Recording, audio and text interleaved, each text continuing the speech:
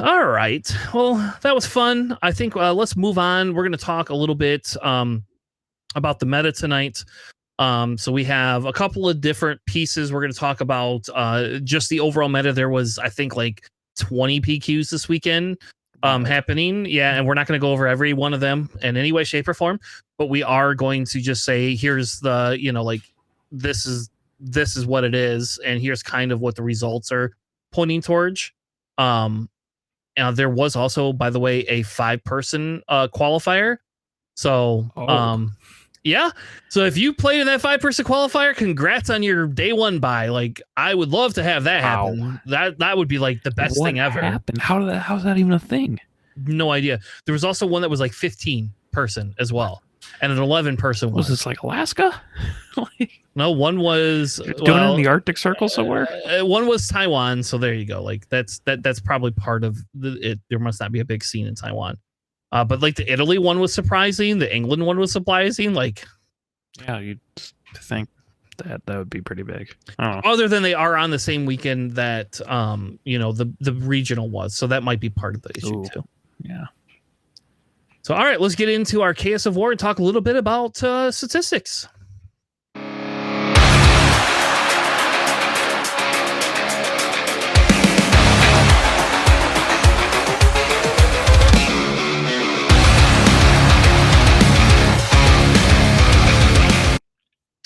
All right, so as you can see here, here's the website. If you don't know what SWU Competitive Hub is, the link's in the description for the tournaments we're going to cover tonight. But this kind of gives you the breakdown. So, like as you can see here, there was a ton of PQs this weekend.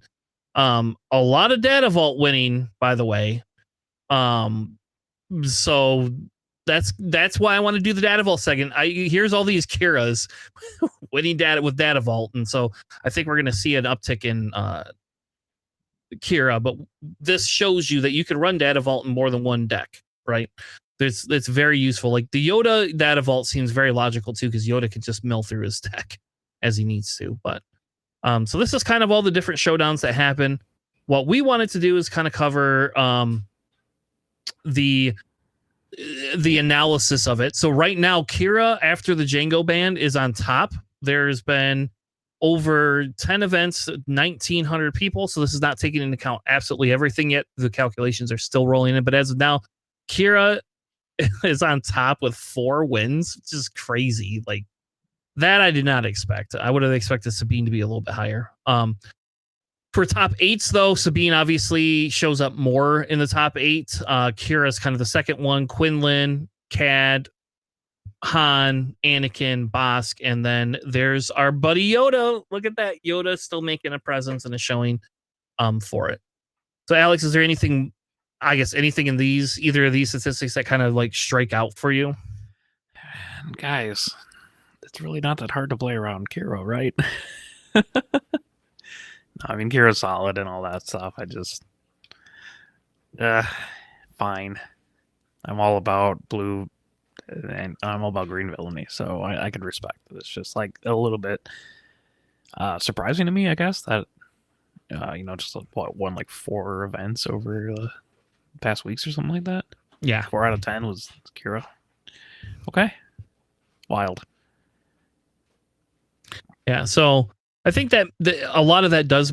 I don't know. I think it makes sense because I think Kira is one of the better leaders. Especially I like with Kira, but Django being gone. So, but yeah. So this I think this still shows us that there's quite a bit of variety. Yoda sneaking into that top there is pretty cool. Yoda only taking down 1 is whatever, but Yoda sneaking into the top, I like that a lot. I think that's kind of neat to see, that we're getting a little bit more diversity in the meta than what we originally had.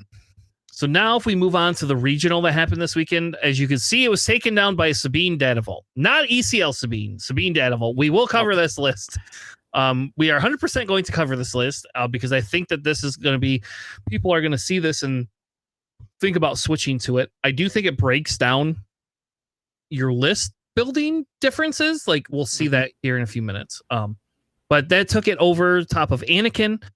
We also had a Quinlan Tarkentown, a Sabine ECL, an Anakin, a second Anakin Blue, and then we had a Rey Data Vault. So like there you go. Like there's that Data Vault again. coming back, Oh, Sabine, yeah, another 62 ECL, card Ray. and Data then Vault.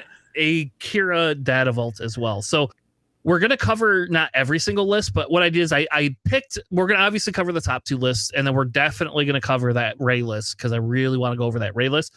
But some of these other lists, like they don't have a lot of differences between them, so I didn't feel the need to go through all the top 8. I do, though, have some other cool lists that I pulled, and one comes with a friendly little neighborhood spider that made 69. So we're going to cover that one as well. Nice.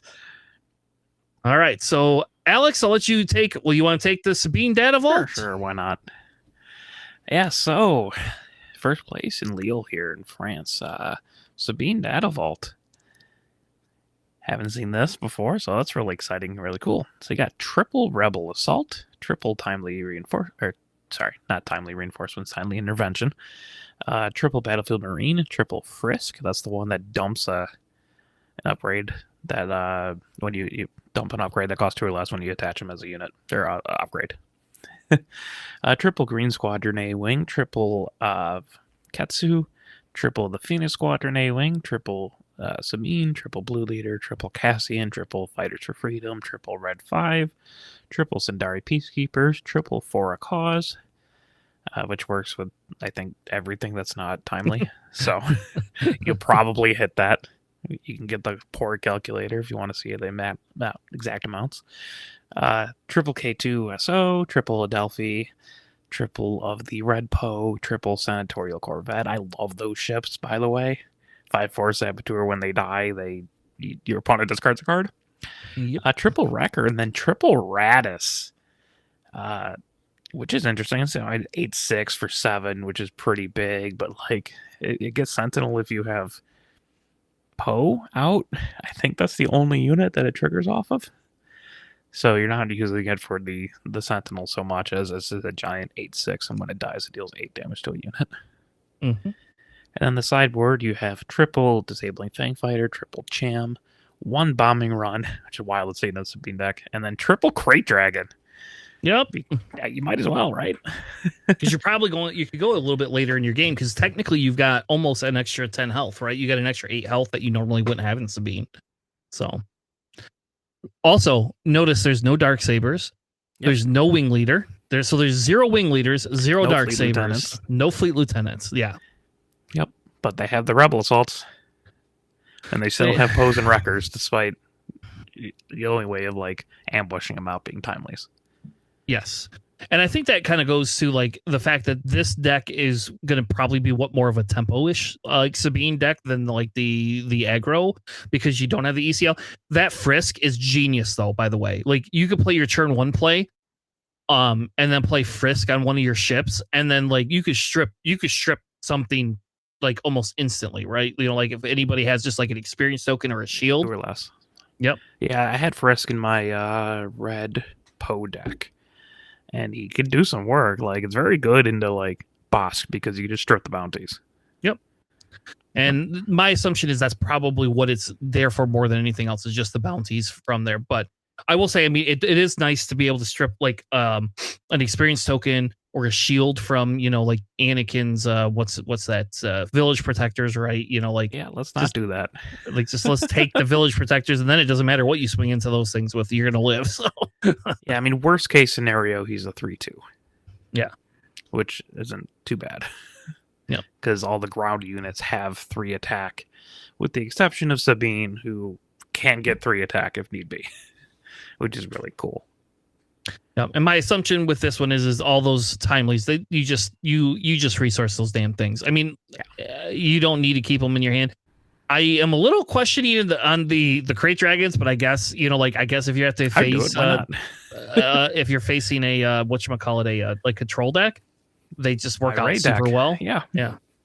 And obviously those Fang Fighters are in there for Sabine ECL mirrors, where you have to strip the stupid dark sabers off them. This guy did very well. I like this deck better. Like, if I were to play a Sabine deck, this is what I would play 100%.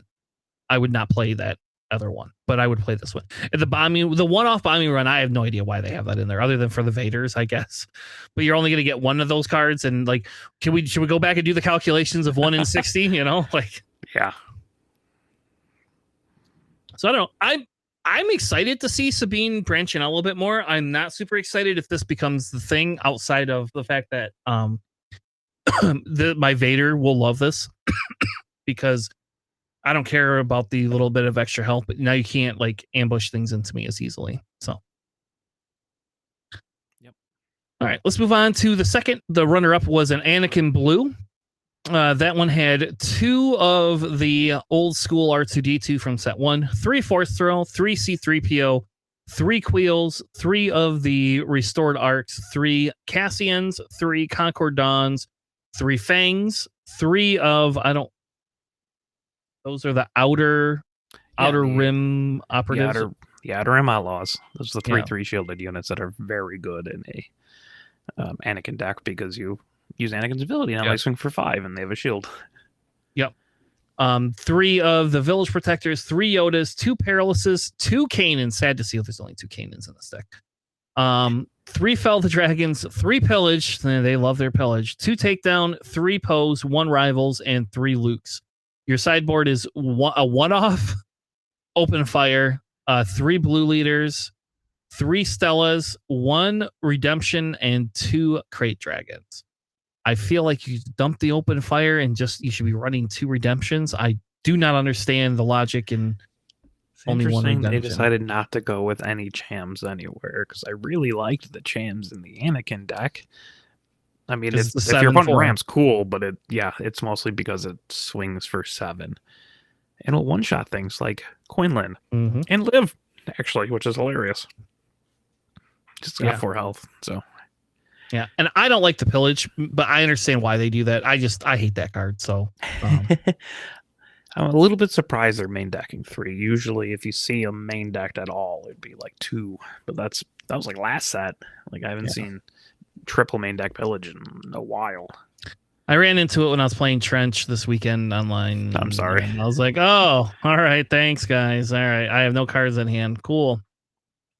So I don't know, it's a little bit different Anakin deck, but for the most part, it's similar to what we've seen. It's running a little bit of the Rebel synergy or the R2D2 C3PO Rebel synergy pieces to help you draw, along with Queel.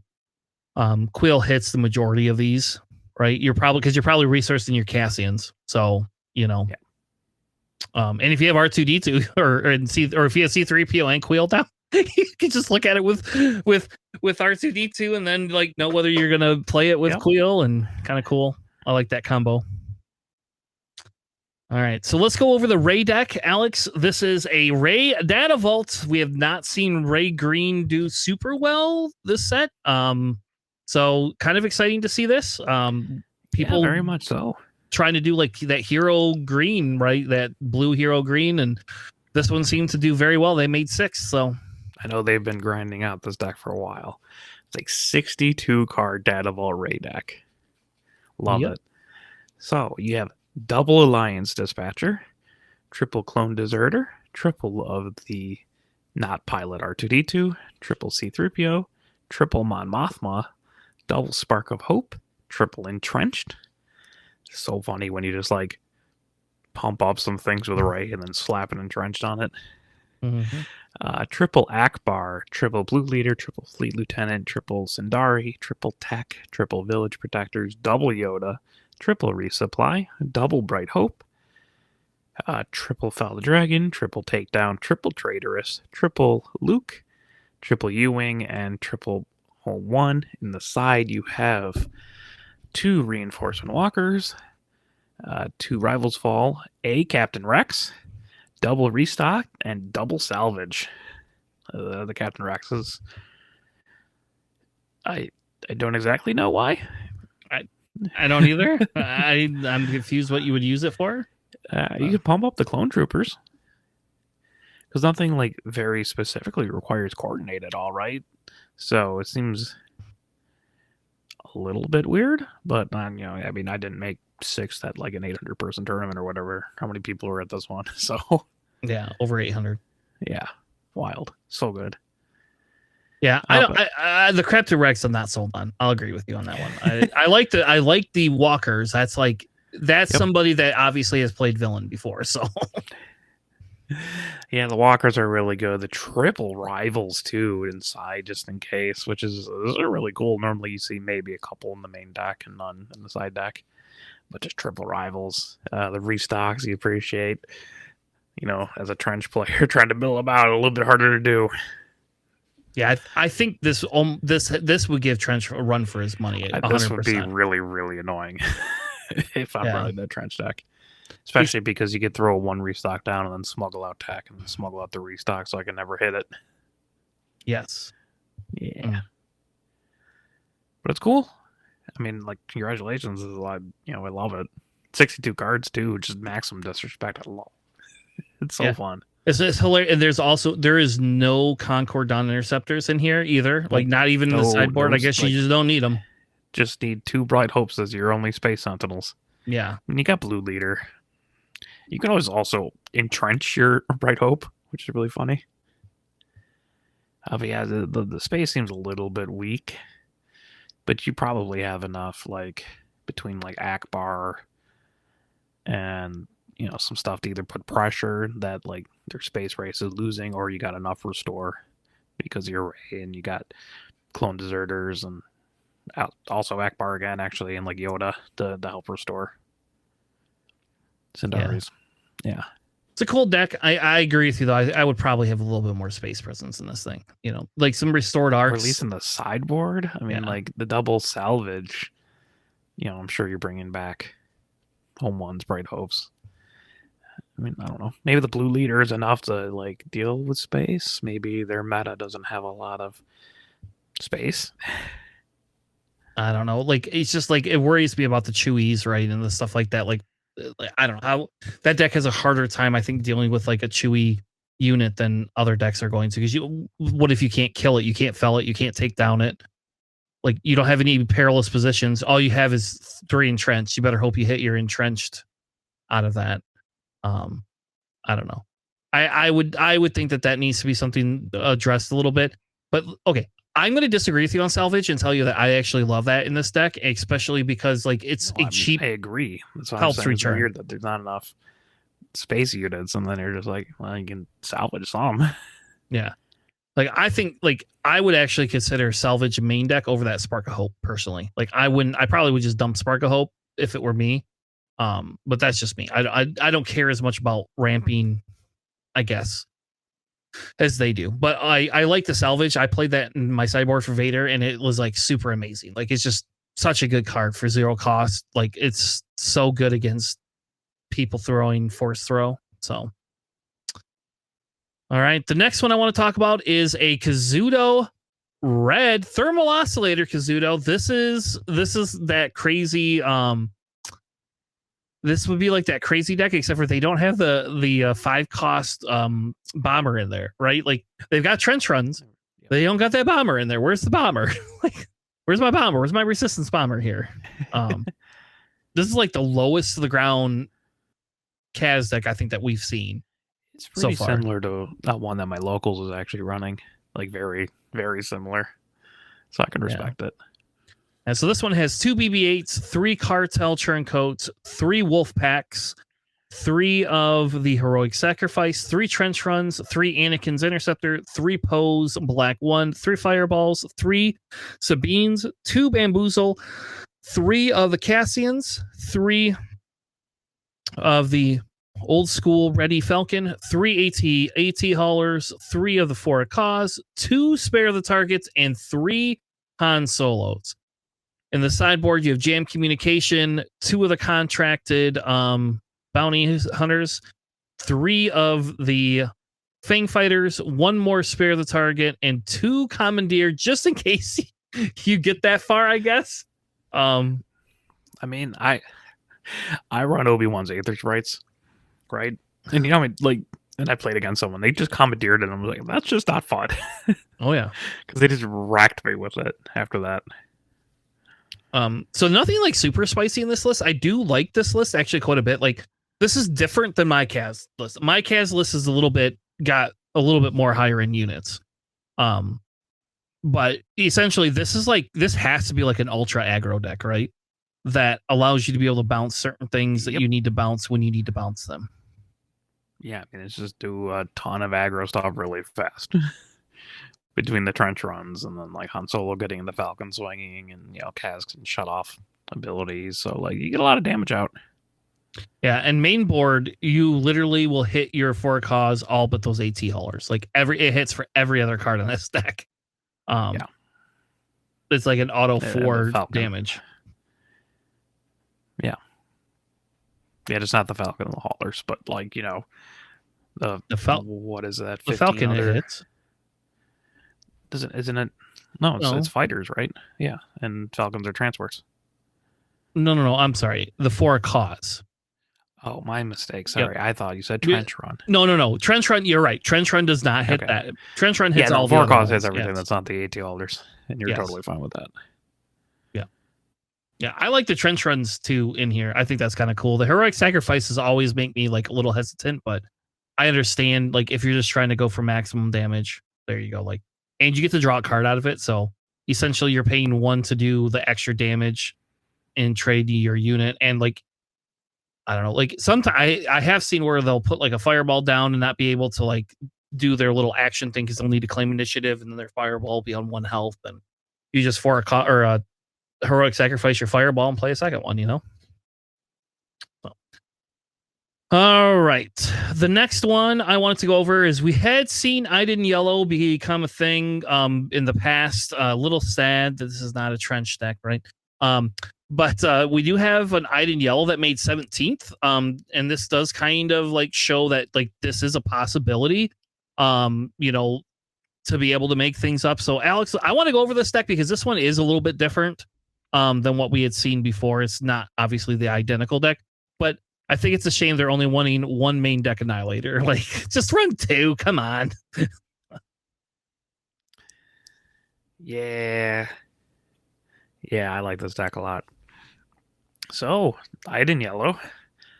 It's toying around with like things that I was considering putting into the trench deck, which I find it very fascinating. It's got double bounty posting, which is find bounties. Find a bounty from your deck, reveal it, draw it, and then you can play it. There's 2 other 3-copy bounties in there, so you're at most paying 2 for them. Yeah, you got double bounty posting, 1 restock, triple enticing reward. That's the bounty that lets you search for 2 non-units cards. Triple tap target, triple Bazine, triple Pershing, double no good to me, triple entrenched, triple merciless contest, triple power of the dark side, triple frozen carbonite, triple takedown, triple vigilance, triple no glory, triple bounty hunter crew, double Snoke, triple super laser blast, triple avenger, and 1 annihilator.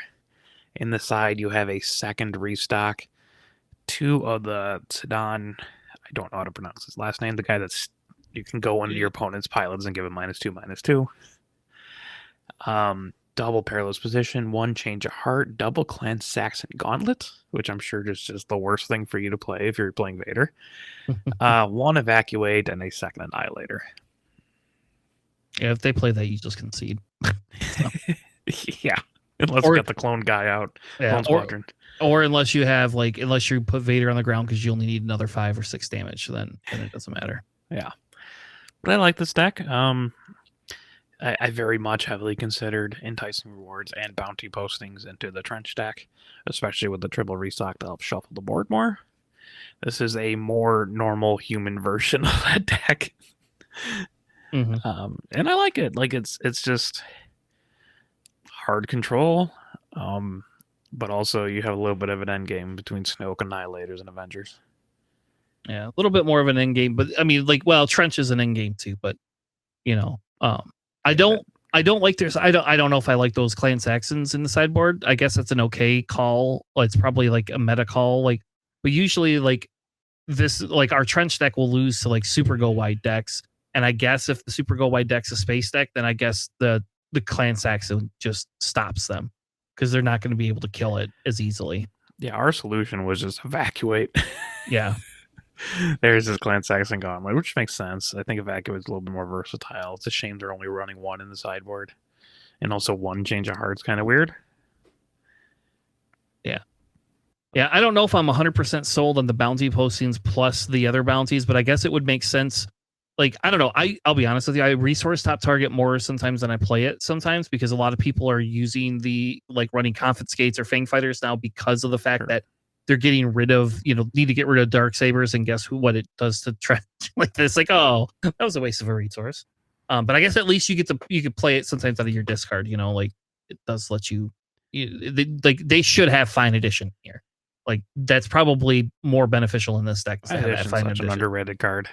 Yeah, but especially when you have enticing reward, top target, frozen and carbonite, entrenched, and also in the sideboard perilous positions. I think a fine edition is definitely something to consider. You're running a hard control deck. You should probably be able to kill a unit so you can play a fine edition. Yeah, it's a nifty little card, especially in this kind of combo stuff. But no, I mean it's good. It probably functions a little bit easier than Trench 1 because it has 6 cards in hand, and 2 because I didn't actively heals. So it's probably a little bit. It's definitely not nearly as difficult to play as Trench, but also in the same vein, I like this deck. I should just play it because they're gonna look at me and they're like, "Oh, not running the Trench deck." I'm like, "Yep." Yeah, running almost will be similar. I'm so happy I got a Trench Showcase. I finally, someone finally got one in Michigan. Hey, I got a Trench Showcase. I know, it was a Spider-Man. All right, let's move on. We got a Grand Admiral Thrawn Data Vault deck. Look at that. This one came in 23rd, so I wanted to consider this and actually talk about this. I'll be honest with you. This is actually this is probably up to my style, and I do wonder how well this does compared to the Kira Data Vault. Can Thrawn, does this have enough healing that this could just actually be better than dealing Kira? Obviously is super good because Kira has the ability to nuke something on her flip turn when you need it. Thrawn does not have that ability, but I don't know. So this is I don't have a Thrawn Showcase, but this is something I would be considering just because I love Thrawn I got a lot. Thrawn Showcase. Well, maybe we should trade. So this one is, you have 3 of, I don't know what those stupid Desperate Commandos. There you go. Yeah, they're weird commandos. They have the negative when 1. Defeated. Yeah, you give something -1/-1. Yep. 3 Krennics, 3 Pershings, 3 Infernals, 3 of the Onyx Squadron, 3 of Cobb Vanth, 3 of the landing shuttles, 3 of the super laser techs, 3 powers, 3 resupplies, 2 Lon Pikes, which I like, 3 of the no glory, no guts, 3 of the overwhelming barrage, 3 traitorous, which I think is greedy, but everybody loves this traitorous all of a sudden. Where were they in set 1? Yeah. 3 of the CR90s, 3 of Thrawn ship, 3 Mauls, 2 of the Snokes, 2 super laser blasts, 3 Avenger, and 3 Devastator. In the side, you have 3 Palps return, 3 of the Sentinel 7 cost interceptor ships, which Fleet Interdectors. I just love those. I would main deck those. I think I love those ships. I main deck much. 2 in my Thrawn deck. Those are so amazingly good in Thrawn. 2 Relentless and 2 Annihilators if you ever have to go longer. Fantastic sideboard. That is probably what I would do. Yeah. This is to me, this I've played Kira for how long? This is a Healy version of Kira. This is if you took Kira and Iden and put them together, and then you get extra cards, which Tanner likes because I just love having all the extra cards to give me options. I'm a little surprised we don't have a Merciless Contest in there, but I guess I understand because you don't really want to kill your own units, but Merciless Contest would also allow you to kill something that you need to heal with, and then you could trigger the healing twice. So you could play Onyx Squadron. If they lane dodge you, you could just use your Merciless Contest, and guess what? You get to heal for 4. So I don't know. Yeah. I like this. I think the landing shuttle might be a little. I don't know if you need 3 of those. I don't know if you need those either. That might be a little bit more card draw, which is nice. I guess. Which is what I'm assuming is there for, right? It just feels bad to play. I mean, I guess you could play it for 2 resources, right? And this just is where Merciless Contest would be so amazing, right? Where's my Merciless Contests in here? I could like do my dual draw. And once I do a dual draw, you're just done. What would you do? Just replace the traitorous's straight up with Merciless Contest? I really don't want to. Personally, right? Like, I don't know where you'd stick it in there. I would probably drop that landing shuttle down to 2, and I might drop or cut the Lom Pikes, or I would move the Cobb Vanth around. There's no Chilsons in here either, which is just different. Usually we see some Chilsons. I like the Cobb Vanth because at least you have like 15 targets for it now. True, I guess. And then you activate them twice, so you just dump 2 cards, and then it's like now you have 2 extra units out of nowhere, which is really cool. Yeah, and you don't have Vaders in here either. That's the other thing. There's 0 Vaders in this deck, and I think that's probably the right call. I think we're finally to the point where we don't just have to run Vader blindly. Like Maul in this deck is just better, I think. There are certain times where I'd run Vader. Like in my Palpatine deck, I have TIE Daggers, right? So I can bring out Vader, swing with him first, and then pull out TIE Daggers and get the 7 attack reach I had with Maul. While still having a little bit of a bigger bot, I guess. But yeah, it's like, do you need to flood the board? Then play Vader. If you just need the straight up attack, which I think is what this deck wants, just play the Maul because you need to do something. I like this deck a lot, actually. It's very close to the Data Vault Trench that I built a while ago. Data Vault Trench. You mean or Thrawn, sorry. Yep. Okay. Too many TRs. Yeah.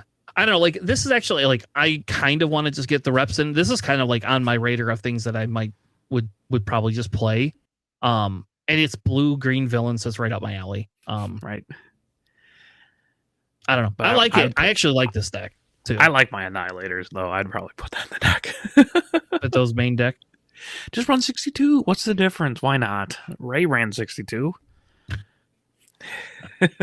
Well, if you put 62, then it leaves room for other things. I don't know. I don't know about those Lom Pikes though. Like I do wonder if you dump Lom Pike. Like I guess you can't really run Chilson in this deck. Chilson probably misses the cut. Yeah, you're probably playing too many cards for Chilson to be worth it, right? Because this isn't really like this is like the soft control. Like this is like closer to like mid range with just a really really good end game kind of thing.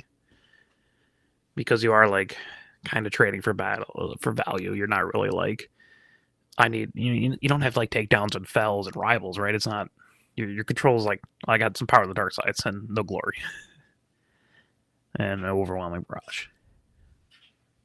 Yeah, that is true. That is like well, you have so yeah. That's how I view it. It's just like more of a later end game mid range deck.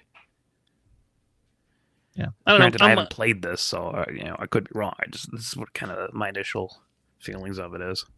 I feel like I'm gonna have to try this. Is what I feel like it's gonna have to be because it's Thrawn. So I'll have to bring out my Data Vault. Thrawn actually put it together in earnest. All right, the last deck we're going to cover, we're only covering it because it's the Spider-Man and because he made 69th. So like kudos to him.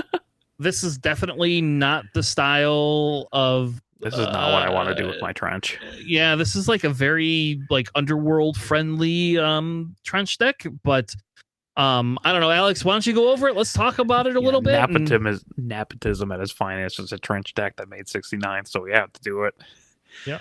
Data Vault Trench, which I considered for a while before I ended up at Colossus. I couldn't really figure out anything that I particularly wanted to do. So this starts off with triple McClunky, only 1 restock, triple Hotshot Blaster, triple Bazine, triple Bib Fortuna, triple Cartel Spacer, 1 Crafty Smuggler, triple No Good to Me, triple In Debt with the Crimson Dawn, which I think is a cool card, but you can't like rely on it. Triple of the 3-cost Boba Fett, triple Contract to Jumpmaster, 1 Super Laser Tech, triple now there are 2 of them, triple Resupply, triple Frozen Carbonite, triple the Gamorrean Guards, double Bosk, the ambush one, triple Overwhelming Barrage, 1 Bounty Hunter Crew, triple Palp's Return, triple CAD, triple Ball, 1 Relentless, and double Devastator. In the side, you have double confiscate, one surprise strike, double the Igor escort fighters. That's the 4-1 ambush space unit. A second super laser tech, double evacuate, a Fennec, and the third devastator. I It's a little bit all over the place. Yeah, like obviously, so they're running the Palps returns so that way they can discard their bigger units early, Yes, and then just like, pull them. Palps return is one of the main reasons why I'm just like considering a green trench tech, because pitch them all, draw a card, play them all for cheaper. Yeah, so I don't know. Like I like the deck to some extent. I do not like some of the weird one-offs. I actually would never run the indebted. I don't think I would run that. Why? I don't know. I guess it makes sense. It's like an early stall tactic, but like now there are two of them. Like that just feels greedy. Like I get why they're running that, but in this deck it feels very, very greedy. There's a lot of underworld units. Like most of them are underworld, right? I think the only one that's not underworld is like your Star Destroyers and the one-off super laser tech for some reason. Yeah, I don't. But yeah, I mean they made 69th, which is better than at least 750 other people, right? Depending on how much over 800 it is. And like the Bib Fortuna is kind of cute because you can, like, now there's two of them for a little bit cheaper and hit a little bit higher. And you got the really cool McClunky Bounty Hunter's Crew kind of loop where you just like Bounty Hunter's Crew, grab the McClunky from your discard pile, play the McClunky, put the Bounty Hunter's Crew back in hand, do it again, kind of thing.